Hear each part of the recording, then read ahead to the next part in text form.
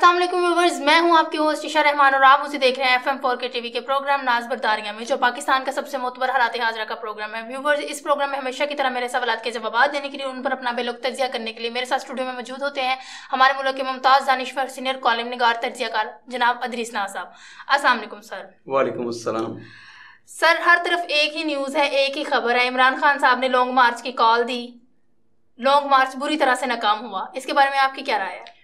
عشاء، اس میں دو تین باتیں بڑی اہم ہیں۔ جی سر۔ سب سے پہلی بات تو یہ کہ عمران خان صاحب جس نیریٹو پہ، جس بیانیے پہ تھے، انہوں نے بیانیہ لیا تھا خط کا، جی، کہ ایک خط لکھا گیا ہے، ہمارے سفارتکار نے لکھا، اس نے کہا جی کہ عمران خان صاحب اگر جو وہ رشیا گئے ہیں ان کی حکومت نہ ہٹائی گئی تو پھر پاکستان کے لیے بہت برا ہوگا۔ اس نیریٹو پہ عمران خان صاحب نے سارے کا سارا سٹینڈ لیا۔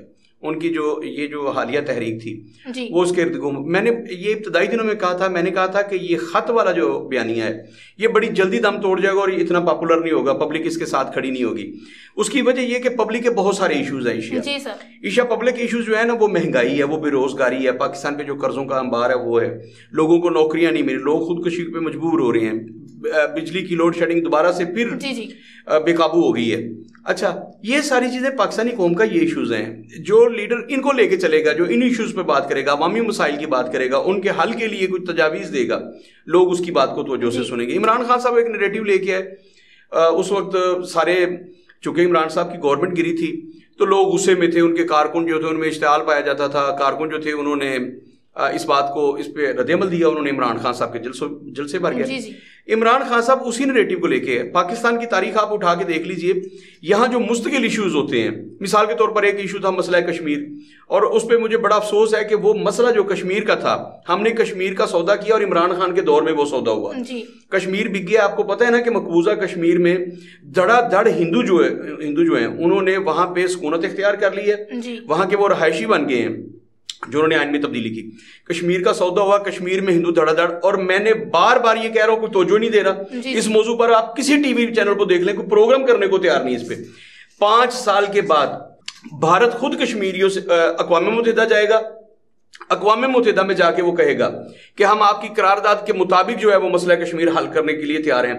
اقوام متحدہ کی قرارداد کیا تھی کہ کشمیریوں کو حق رائے وہ دیا جائے، اور جو وہ کہیں، وہ پاکستان کے ساتھ رہنا چاہیں تو وہ پاکستان کے ساتھ رہیں، اگر وہ فیصلہ کریں کہ ہم نے آزاد رہنا ہے تو آزاد رہیں، اگر وہ کہتے ہیں کہ ہم نے بھارت کے ساتھ رہنا ہے، بھارت میں ضامن ہے، تو ان کو بھارت کے ساتھ ان کا الحاق ہو جائے۔ اب اتنی آبادی وہ کر رہا ہے بھارت ادھر مقبوضہ کشمیر میں، گھر بنا لیے ہندوؤں نے، ہندو اکثریت وہاں آباد ہو جائے گی۔ 5 سال میں نے زیادہ بتا دیا، 2-3 سال بعد بھی ہو سکتا، اگلے 5 سال کے بعد بھارت خود جائے گا اقوام متحدہ میں، انہیں جا کے کہے گا جی کہ کشمیریوں کو حق خود ارادیت دیں، حق رائے دہی دیں، جو بھی وہ فیصلہ کرے ویسا کر، اور پھر اس وقت اکثریت کہے گی کہ ہم نے بھارت کے ساتھ رہنا ہے۔ عشاء، یہ خطرناک بات ہے۔ اچھا، یہاں پہ سیاست ہوتی تھی کشمیر کے نام پہ، یہاں پہ ہوتی تھی ایٹم بم پہ نام پہ، اور یہاں آتی تھی نفاذ اسلام کے نام پہ۔ یہ مستقل ایشو تھے، یہ ایک دن کا ایشو نہیں تھا۔ مہنگائی کا ایشو ایک دن کا ایشو نہیں ہوتا، ہر دور کے لوگ روتے ہیں کہ مہنگائی ہے۔ تو یہ ایشوز تھے، یہ خط والا ایشو جو ہوتا ہے، یہ ایسے جو ایشو ہوتے ہیں، ایک تو یہ کہ یہ سوالیہ نشان تھا ہماری قومی سلامتی پہ، ہمارے بڑے اداروں پہ، ہماری ISI پہ۔ اگر کوئی خط لکھا گیا تو بھائی قومی سلامتی کمیٹی میں سارے لوگ بیٹھے تھے نا، اگر وہاں ثابت ہو گیا کہ ہماری سلامتی پہ کوئی حملہ ہوا ہے، امریکہ نے کوئی خط لکھا ہے، ہمیں ایسی دھمکی دی ہے، اچھا وہ خط سپریم کورٹ میں گیا، سپریم کورٹ نے اس پہ جوڈیشل کمیشن کیوں نہیں بنایا؟ وہ جوڈیشل انکوائری کرواتے، اس پہ انہوں نے نہیں کروائی۔ اس کا مطلب یہ کہ کوئی ایسی بات ہی نہیں تھی۔ اگر بات تھی اور سپریم کورٹ میں خط گیا، انہوں نے جوڈیشل انکوائری کا حکم نہیں دیا، اس پہ جوڈیشل کمیشن نہیں بنایا، تو کیا مطلب کہ وہ انہوں نے پاکستان کے ساتھ انہوں نے بھی غداری کی، وہ بھی اس سازش کا حصہ ہو گئے۔ اگر ISI، آپ کے جتنے بھی سربراہ ہیں آپ کی افواج کے، وہ سارے اس سلامتی کمیٹی کی میٹنگ میں موجود تھے، شہباز شریف صاحب نے اسے ہیڈ کیا، وہاں سفیر بھی آگے۔ اس کمیٹی نے اگر اس پہ فیصلہ نہیں لیا، اس کے خلاف اتنی بڑی کاروائی نہیں کی، کوئی کمیشن نہیں بنایا، تو اس کا مطلب وہ سارے کے سارے پھر اس میں ملوث تھے، مطلب وہ اس سازش کا حصہ بن گئے۔ کون میں کہہ رہا ہوں کہ اس میں چیف آف آرمی اسٹاف، تمام افواج کے سپاہ سالار جو ہیں وہ، اور ISI کے سربراہ، پھر اگر انہوں نے اس پہ ایکشن نہیں لیا تو وہ کیا ہے؟ پھر وہ بھی غدار ہیں اور وہ سازش کا حصہ ہیں. تو انہوں نے اسے سمجھا ہی نہیں اس قابل اس خط کو کہ اس پہ کمیشن بنائے جائے. خط میں کچھ تھا ہی نہیں. آگے سفیر نے خود کہہ دیا کہ کوئی ایسی بات نہیں. اس نے جو کہا مطلب وہ دھمکیوں میں لہجہ تھا تو اس نے وہ بتا دیا. اچھا کوئی ایسا نہیں ہوا, کوئی سازش نہیں ہوئی, اس میں کوئی ملوث نہیں تھا, پاکستانی سیاستدان اس میں ملوث نہیں تھے, کوئی غدار نہیں تھا. تو ساری قومی سلامتی کے ادارے جو تھے انہوں نے اس پہ نوٹس بھی نہیں لیا. خان صاحب کا یہ جو نیریٹو تھا یہ ناکام ہو گیا, وہ فلاپ ہوا. خان صاحب وہاں جاتے مہنگائی پہ لوگوں, ابھی مسائل ہمارے ختم نہیں ہوئے. اب وہاں سے ایک چھوٹی سی تقریر کی انہوں نے, پورے ملک کو یلغار کیا ہوا تھا, یرغمال بنایا ہوا تھا. کتنی انسانی جانیں گئی, کتنے لوگ زخمی ہوئے, پولیس کی گاڑیاں جلا دی انہوں نے. نتیجہ کیا نکلا؟ نتیجہ یہ نکلا خان صاحب نے ایک چھوٹی سی سپیچ کی. اس سے بہترین وہ جو تقاریر ہیں خان صاحب جلسوں میں کیا کرتے تھے, تو وہاں ایک چھوٹی سی سپیچ کی اور اس کے بعد کہا کہ میں 6 دن کا الٹیمیٹم دیتا ہوں, 6 دن میں یہ آپ کریں. تو یہ تو بھائی آپ پریس کانفرنس میں بھی کہہ سکتے تھے نا. اب کون سا دور ہے آپ پریس کانفرنس پشاور بیٹھ کے یہ کہہ دیتے کہ میں 6 دن کا الٹیمیٹم دیتا ہوں. تو میسیج تو پہنچ گیا تھا, لوگوں کو کھجل کیا. یاد رکھیے گا عمران خان صاحب اپنی سیاست کو تیزی سے ختم کرنے کی طرف جا رہے ہیں. ان کے جو مشیر ہیں غلط ہیں, انہیں مس گائیڈ کر رہے ہیں. اچھا میں آپ کو بتاتا ہوں شہروں کی صورتحال یہ تھی. آپ گجرانوالہ کو لیں, یہاں کی مقامی قیادت جو تھی وہ اپنے گھروں میں سو رہے تھے اے سی چلا کے. انہوں نے کارکن جو تھے وہ جانا چاہتے تھے لیکن وہ قیادت سو رہی تھی, کوئی لے کے نہیں گیا انہیں. لاہور میں 3 لوگ صرف نکلے, 3 لیڈرز, ان کے ساتھ پھر لوگ نکلے. وہ 100 تھے, 200 تھے, 2000 تھے, 4000 تھے. میں نہیں اس پہ بولتا, یہ مریم بی بی جانے ان کا کام جانے. 3 لوگ نکلے, یاسمین راشد نکلی, ڈاکٹر یاسمین راشد, شفقت محمود نکلے اور حماد اظہر نکلے. یہ 3 لوگ نکلے اور ان کے ساتھ جتنے بھی لوگ تھے, میں نے کہا کسی کے ساتھ 500 تھے, 1000 تھے, میں نے کوئی اس پہ میری کوئی ڈبیٹ نہیں ہے. وہ لوگ نکلے, کوئی بندہ نکلنے کو تیار نہیں تھا. اتنی گرمی, شدید گرمی. اور خان صاحب نے کہا تھا کہ ہم پھر تب تک نہیں اٹھیں گے جب تک حکومت گر نہیں جاتی اور شفاف اور صاف انتخابات کا اعلان نہیں ہو جاتا. لوگ ڈر گئے, انہوں نے کہا اتنی گرمی میں ہم کہاں رہیں گے, وہاں پانی نہیں ہے, سایہ نہیں ہے, کھانے پینے کا بندوبست نہیں ہے. تو کوئی بغیر تیاری کے خان صاحب نے کہہ دیا اٹھو نکلو. عشا دوسری بات, خان صاحب کے جو ان کا کانوے ہے مستقل طور پر جو ان کے ساتھ لوگ موو کرتے ہیں نا جب وہ نکلتے ہیں جلسے کے لیے, کہا جاتا ہے کہ وہ 4 سے 5 ہزار جو افغانی ہیں وہ انہوں نے کرائے پہ لیے ہوئے ہیں. یہ ایجنسیوں کی رپورٹ ہے, میری نہیں ہے. تو وہ مستقل طور پر پہنچتے ہیں. باقی جو یوتھ ہوتی ہے انہوں نے خان صاحب کے اس نیریٹو کو مسترد کر دیا ہے.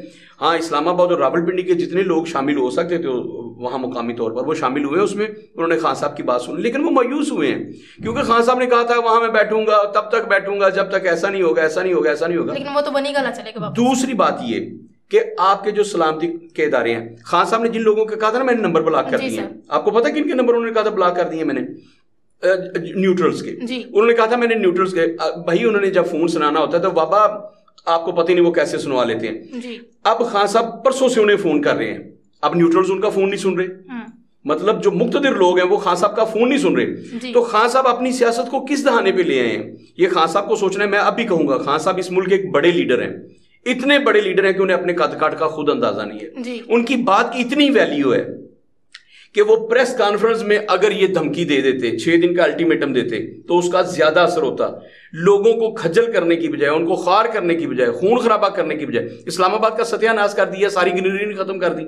تو میں کہتا ہوں سپریم کورٹ جس نے اجازت دی تھی کہ آپ ادھر آ جائیں, راستے سے رکاوٹیں ہٹائیں, اب سپریم کورٹ نے اس پہ پھر ایکشن کیوں نہیں لیا, پھر درخواست کیوں مسترد کر دی ہے؟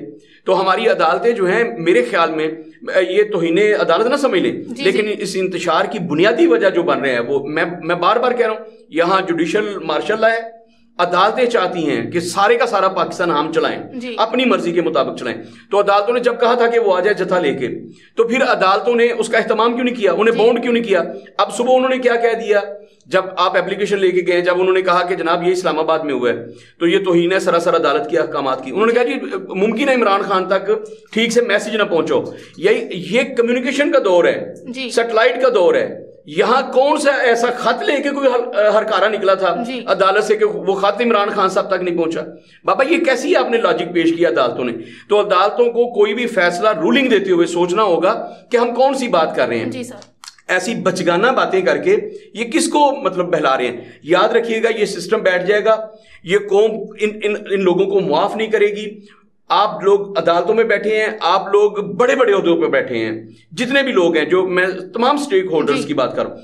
آپ لوگ اس ملک کی معیشت کو تباہ کر رہے ہیں. اگر سیاستدانوں کو بصیرت نہیں ہے، پہلی بات تو میں بار بار کہہ رہا تھا کہ یہ سیاستدانوں کی بصیرت کا امتحان ہے، عمران خان صاحب کی بصیرت کا امتحان ہے. سیاستدان جو پارلیمنٹ کو بے بس کر دیے انہوں نے. اب دیکھیے پارلیمنٹ میں کوئی فیصلہ نہیں ہو رہا، پارلیمان اپنا کوئی فیصلہ نہیں کر پا رہے. ہر فیصلہ کون کر رہا ہے؟ یا سپریم کورٹ کر رہی ہے یا نیوٹرلز کو فون کیے جا رہے ہیں کہ آپ آئیں درمیان میں.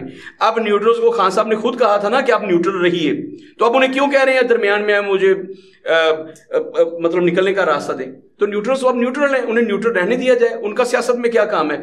عدلیہ سے میں گزارش کروں گا کہ آپ لوگ جو بھی رولنگ دیتے ہیں، جو فیصلے دیتے ہیں، آپ کے فیصلے جو ہوتے ہیں وہ سر آنکھوں پر، لیکن ملک کی معیشت کا خدا کے لیے اس کو ملحوظ خاطر کیا. آپ تو اے سی والے کمرے بیٹھے ہیں، لوگ سڑکوں پہ آ رہے ہیں، پورے اسلام آباد کو انہوں نے جلا کے راکھ کر دیے، ساری گرینری ختم کر کے چلے گئے، روند کے چلے گئے. تو آپ کو تو کوئی فرق نہیں پڑا نا. اربوں روپے کا جو نقصان ہوا ہے وہ جو قرضے آنے ہیں آئی ایم ایف سے اور ورلڈ بینک سے جو پیسے آنے ہیں وہ اس پہ لگائیں گے ہم. تو مقروض تو ہم ہو رہے ہیں، کسی جسٹس نے اپنی جیب سے پیسے نہیں دینے. کوئی جسٹس اعلان کرے نا کہ میری تنخواہ جو ہے 6 مہینے کی تنخواہ جو ہے میں دیتا ہوں، اس سے وہ ان کے منہ میں زیرہ بھی نہیں ہے. لیکن وہ اعلان تو کریں کہ ہم دیں گے. جب بھی قرضوں کے معاملے میں پیسے دیے ہیں، کس نے دیے ہیں؟ عوام نے دیے ہیں. قرض اتارو ملک سنوارو جب نواز شریف نے کہا ہمیں لوٹ کے لے گئے، تو کس نے پیسے دیے تھے؟ ہم لوگوں نے دیے تھے. جب جسٹس صاحب ثاقب نثار صاحب نے کہا چیف جسٹس آف پاکستان کہ میں نے ڈیم بنانا ہے، پیسے دیں، ہم ڈیم بنانے جا رہے ہیں، تو پیسے کس نے دیے تھے؟ عوام نے دیے تھے. تو میں یہ عرض کرتا ہوں کہ یہ ساری چیزیں ہیں. پاکستانی عوام جو ہے وہ قرضوں کے انباروں تلے دبی ہوئی ہے. ہم بے روزگار ہیں، یہاں مفلسی ہے، کھانے کے لیے روٹی نہیں مل رہی. اور لوڈ شیڈنگ کا عالم یہ ہے کہ یہ دیکھیں آپ پروگرام میں ہم بیٹھے ہیں اور کیا اشر ہے. تو یہ لوڈ شیڈنگ ہے. تو میں یہ کہوں گا با اختیار لوگوں سے کہ آپ جہاں جہاں بیٹھے ہیں پاکستان پہ رحم کریں، خدا کا واسطہ رحم کریں. خان صاحب بھی رحم کریں. 6 دن کا الٹیمیٹم دیا ہے، تو ان 6 دنوں میں بیٹھ کے ان کے پاس تو اتنا صبر نہیں ہوا. جہاں انہوں نے چیف کمشنر کے آفس میں میٹنگ رکھی تھی اور سپریم کورٹ کے حکم کے مطابق کہ آپ مل کے درمیانی راستہ نکالیں، وہاں ان کے بابر اوان صاحب 6 منٹ نہیں بیٹھ سکے، اٹھ کے چلے گئے. انہوں نے کہا جی بس وقت ختم ہو گیا. 15 منٹ کے بعد جب حکومتی نمائندے وہاں پہنچے تو وہ چلے گئے تھے. تو یہ مذاق ہو رہا ہے. وہ نہیں چاہتے یہ لوگ کہ یہ ملک جو ہے یہ بیٹھ کے کوئی. میں اب دوبارہ کہوں گا عمران خان صاحب سے اور حکومت سے، آپ نے 6 دن کا الٹیمیٹم دیا، حکومت کو بھی سنجیدگی سے لینا چاہیے. آپ مل بیٹھ کے پارلیمنٹ کے اندر، خان صاحب تو پارلیمنٹ سے بھاگ گئے، لیکن بھائی آپ کہیں بیٹھ کے خدا کا واسطہ ہے یہ مسائل بیٹھ کے حل کریں، کسی کمرے میں حل کریں، لیکن عوام کو سڑکوں پہ لا کے انہیں ذلیل نہ کریں. یہ تو بیچارے بے شعور لوگ ہیں. میں بے شعور کہہ رہا ہوں اور دانستہ کہہ رہا ہوں. یہ تو بے شعور، انہیں شعور ہی نہیں ہے. انہیں کل کو ہانکے کی مریم نواز تو یہ سڑکوں پہ آ جائیں گے. آج عمران خان صاحب ہانک رہے تو یہ سڑکوں پہ آ گئے، پولیس سے گتم گتا ہو گئے. تو یہ بیچارے بے شعور ہیں، انہیں تو پتہ نہیں ہے. اب آپ کو میں بتاؤں کہ کیا ہوا ہے اس گجرانوالے میں. کیا ہوا ہے گکھڑ میں؟ یہ ہوا ہے کہ ایک پی ٹی اے کے جو انہوں نے 5,000 روپے اور بریانی کے ڈبے پہ لوگوں کو تیار کیا کہ آپ ساتھ چلیں. تو بیچارے یہ تو بے شعور لوگ ہیں. 5,000 روپے اور بریانی کے ڈبے پر یہ اسلام آباد جانے کے لیے تیار ہوتے ہیں، پولیس کے گلے پڑنے جانے کے لیے تیار ہو، اپنی جان دینے کے لیے تیار ہو جاتے ہیں. ان بیچاروں کو تو شعور ہی نہیں ہے. ان کے حال پہ رحم کرے خدا کا واسطہ ہے. جو کانسٹیبل شہید ہوا ہے اس کے بھی بیوی بچے تھے، اس کی ایک پوری فیملی تھی. جو پولیس والے زخمی ہوئے ہیں اور جو لوگ زخمی ہوئے ہیں، یہ کیا کر رہے ہیں ہمارے سیاستدان؟ خدا کا واسطہ اپنے بچوں کو سڑکوں پہ رہے. عمران خان اپنے بچوں کو سڑکوں پہ کیوں لیتے؟ نواز شریف کے بچے کیوں بیٹھے ہوئے ہیں لندن میں؟ یہ تو سکون سے بیٹھے ہوئے ہیں. ہمارے بچے سڑکوں پہ جو ہے وہ شہید ہو رہے ہیں. تو یہ جو ہے اس پہ خدا کا واسطہ ہے. کسی جسٹس کے بچے نہیں آتے اس ملک میں. انقلاب انہیں نہیں چاہیے. جی سر. تو میں جو کہہ رہا ہوں عشاء، یہ لوگ تو سننے کے لیے تیار نہیں ہے نا. ہمارے بے شعور لوگ ہیں، ان تک میسج پہنچنا چاہیے کہ ان لوگوں کے بچے کیوں نہیں نکلتے. یہ انقلاب صرف آپ لوگوں نے لانا ہے. جنرل باجوہ کے بچوں کو انقلاب نہیں چاہیے، ان کے بچے امریکہ میں پڑھ رہے ہیں. تو آپ لوگ کیا کہہ رہے ہیں سڑکوں پہ شہید ہونے کے لیے؟ شرم آنی چاہیے. اور میں بار بار کہہ رہا ہوں، گگو گھوڑوں سے کہہ رہا ہوں کہ خدا کا واسطہ آپ میرا پروگرام سنتے ہیں. آپ کو سمجھ نہیں آ رہی آپ کے ساتھ کیا ہو رہا ہے. آپ ایک بریانی کے ڈبے پہ جا کے سڑک پہ قتل ہونے کے لیے سڑک پہ نکل آتے ہیں. کچھ شرم کریں، کچھ خدا کا خوف کریں.